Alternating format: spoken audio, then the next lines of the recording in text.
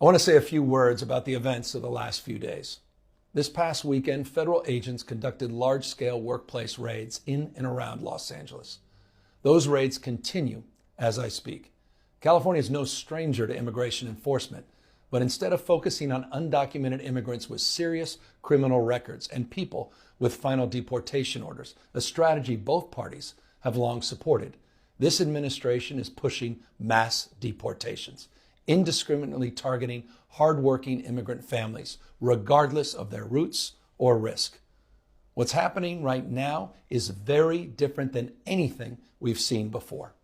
On Saturday morning, when federal agents jumped out of an unmarked van near a Home Depot parking lot, they began grabbing people, a deliberate targeting of a heavily Latino suburb. A similar scene played out when a clothing company was raided downtown. In other actions, a U.S. citizen, 9 months pregnant, was arrested. A 4-year-old girl taken. Families separated. Friends quite literally disappearing.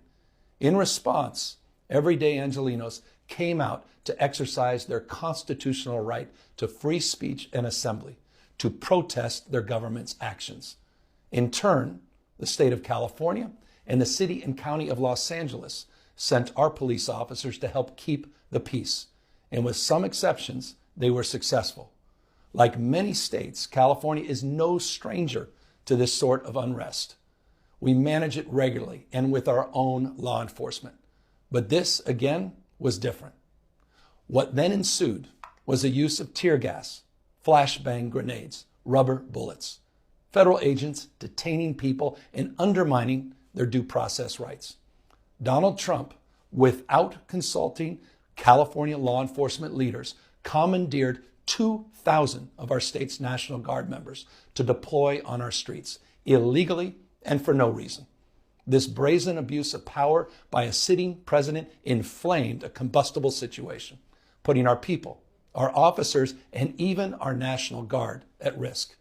That's when the downward spiral began. He doubled down on his dangerous National Guard deployment by fanning the flames even harder. And the president, he did it on purpose.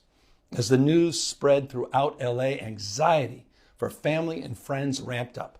Protests started again. By night, several dozen lawbreakers became violent and destructive. They vandalized property. They tried to assault police officers. Many of you have seen the video clips of cars burning on cable news. If you incite violence, I want to be clear about this. If you incite violence or destroy our communities, you're going to be held to account.